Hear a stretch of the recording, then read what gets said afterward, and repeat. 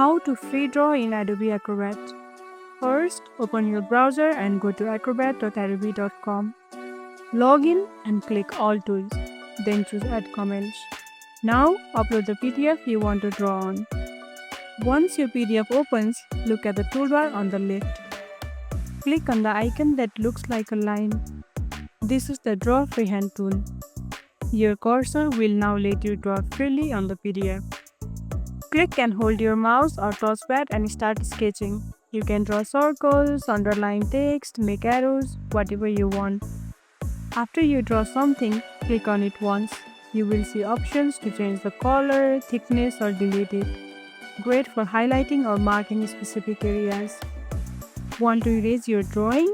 Just click the drawing, then hit delete on your keyboard. Done. And that's how you free draw in Adobe Acrobat. Super easy.